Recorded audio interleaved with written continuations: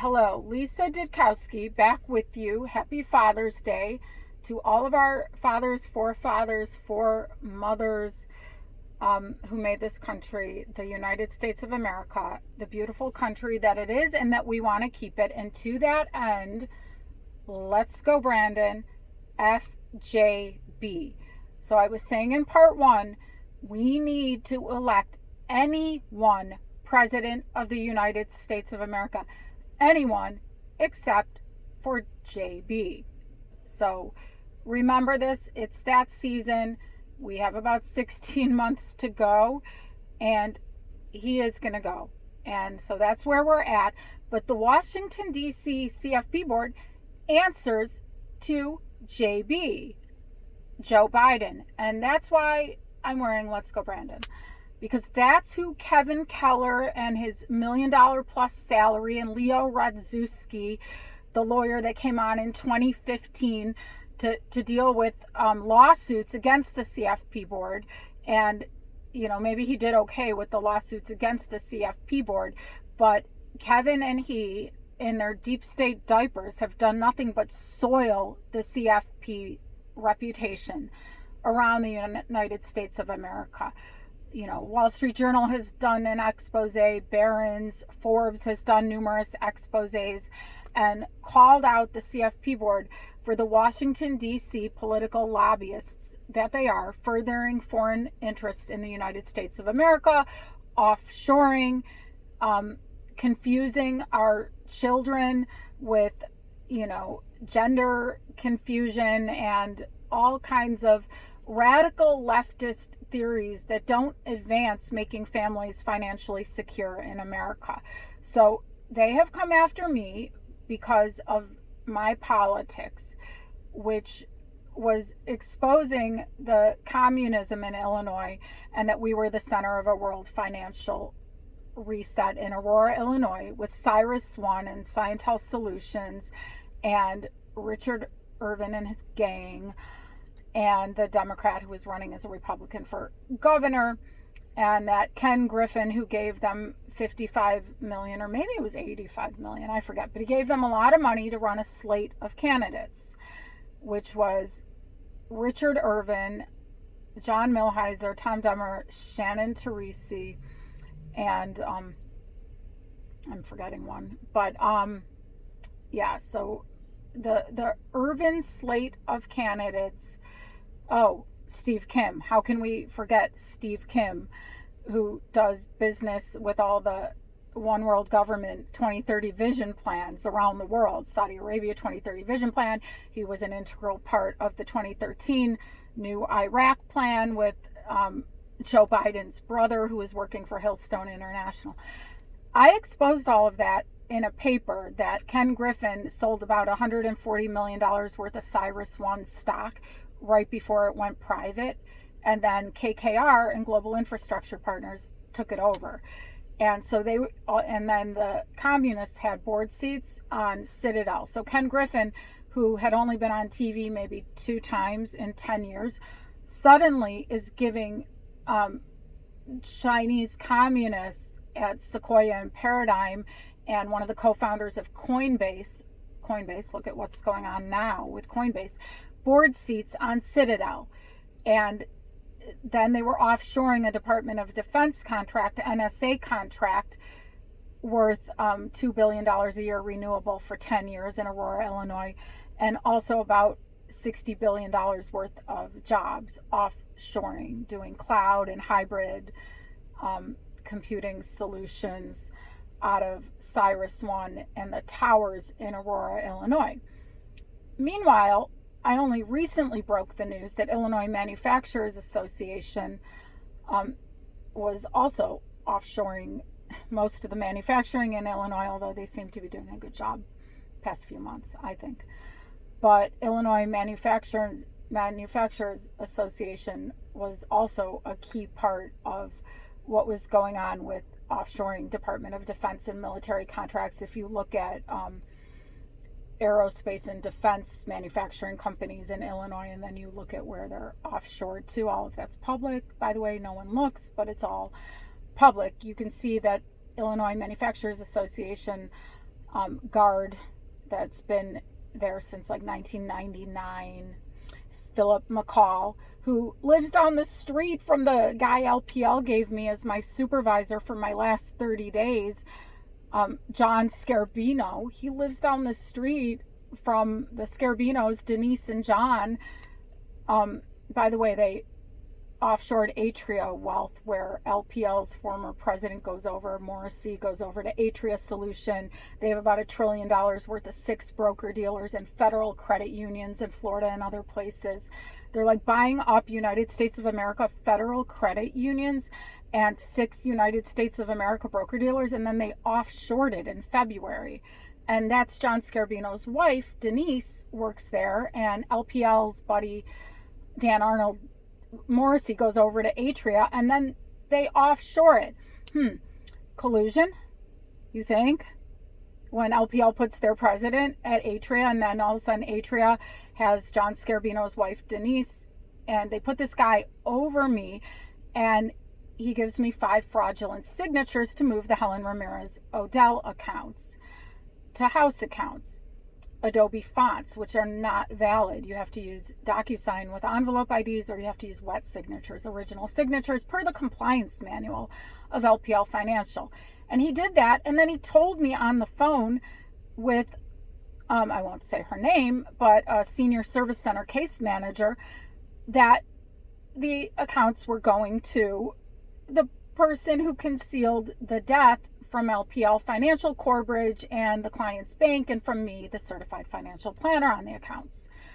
So on May 1st, I left LPL, and I report this to the CFP board because this is major. The guy that moved the money to William J. Blythe lives down the street from the president, or the chief financial officer rather, of Illinois Manufacturers Association, where Mike Zolnarowitz went after he left Rauner, Bruce Rauner, who was our governor, and Mikey Z goes over there to the subsidiaries of Illinois Manufacturers Association, and they platform the Irvin slate. So I think Mark Denzler is doing a good job lately. I see him promoting like railroads and all sorts of like Illinois companies, and he's really looks like he's trying to build manufacturing here. So maybe he had a change of heart. I don't know.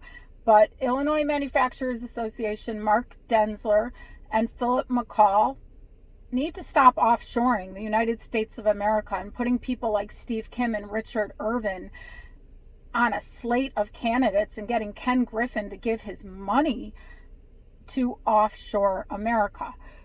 So what the CFP board is doing by putting 20 false press releases is directly protecting these people involved in this.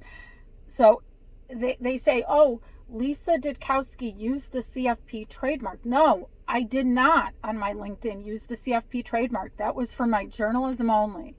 I never used the CFP trademark. That is a lie. And they say Lisa Ditkowsky revealed private, confidential information that she didn't have the deceased client's permission to publish. First of all, she's deceased. Second of all, she was a public figure with CPS, CTU, Retired Teachers Association of Chicago, and a very feminist, although she didn't describe herself as a feminist, but she was pro-women, nurse for 40 years in the Chicago public school system. And what the CFP board is doing is protecting the very people that are intricately linked to Illinois Manufacturers Association and Atria Wealth, which offshored in February with our federal credit unions and 6 broker dealers, and Breen Capital. When I reported this to Dan Arnold and Michelle Oroshakoff, Breen Capital money launders like $700 million, just disappears, and they backdate their SEC federal form ADV to 2019, even though it was just started this year. Their federal form ADV of Breen Capital, which is also in bed with Lauren Keyes, the person they put in charge of me for 2 years, which is when they began illegally surveilling my human reproduction clients and my business and my clients, and very illegal surveillance going on. So I parted with LPL on good terms because it was an untenable situation for me to have illegal activity going on in my deceased client's account. But now the CFP board is saying I revealed confidential information. No, she was used for political fundraising by William J. Blythe and his friends in the CPS CTU Retired Teachers Association of Chicago, and this old woman, Bridget Geraci, who calls herself a famed actress in Chicago and was involved in the Women's Working History Project with Helen. So somewhere along between the end of February of last year, when I was in touch with the family, and then she suddenly passed away when she went home from rehab on March 22nd, they hijacked her and her disabled heirs that have a special needs family trust. All of this is 100% public.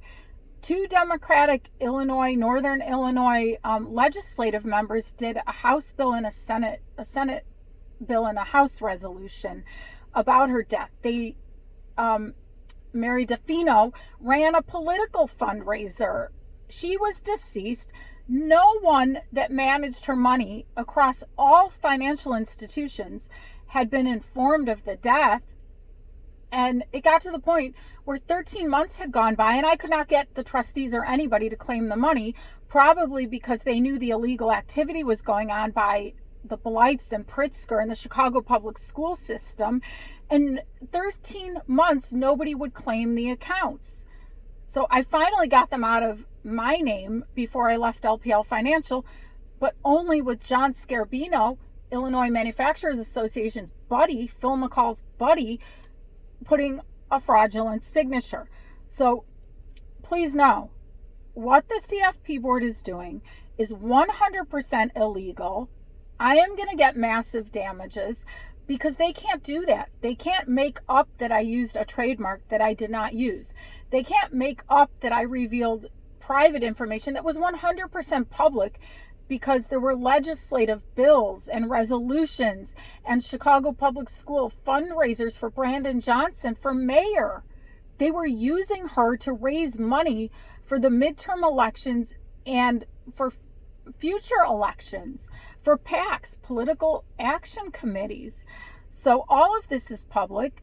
She comes up online dozens and dozens and dozens of places.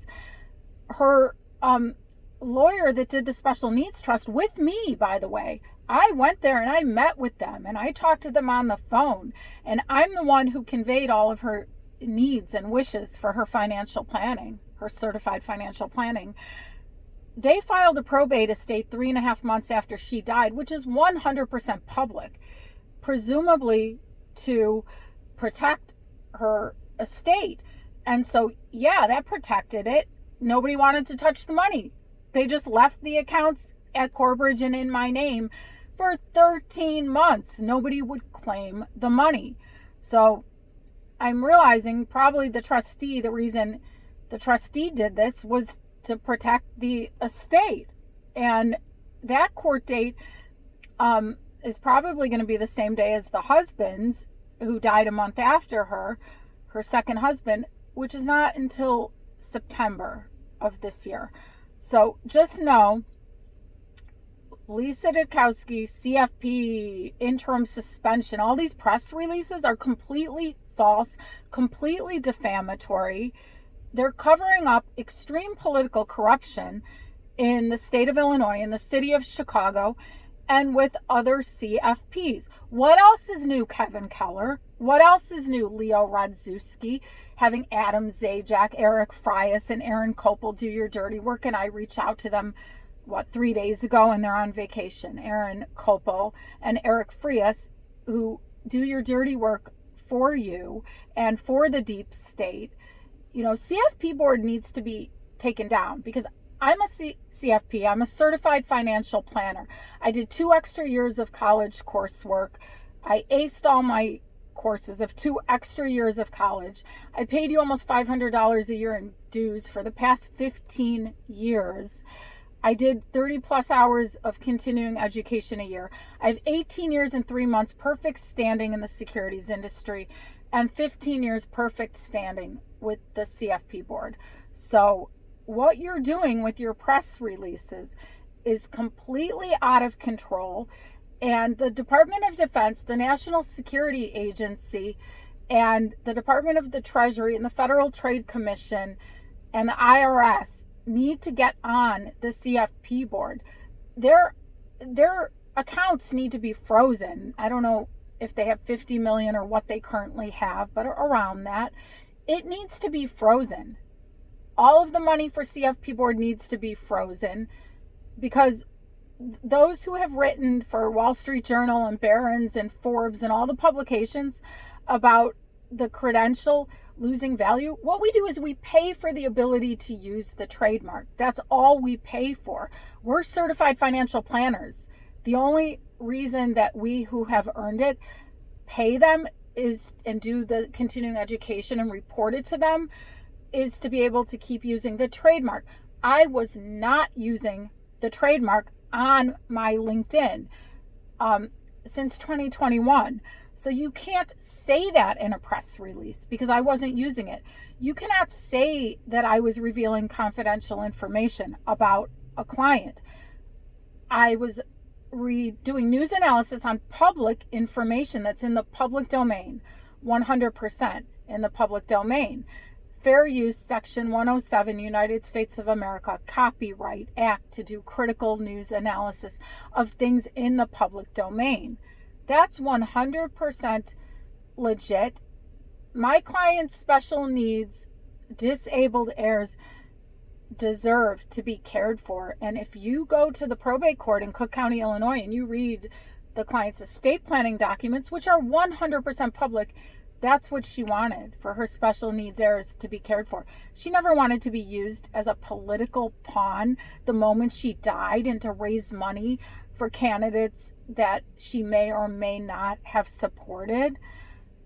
CFP board, you need to take down the PR NEWSWIRE press release. It's defamatory, and you need to apologize, because the world is going to know the truth. CFP board is politically weaponized little agents of Joe Biden doing his dirty work to destroy the United States of America, destroy the middle class, destroy American families.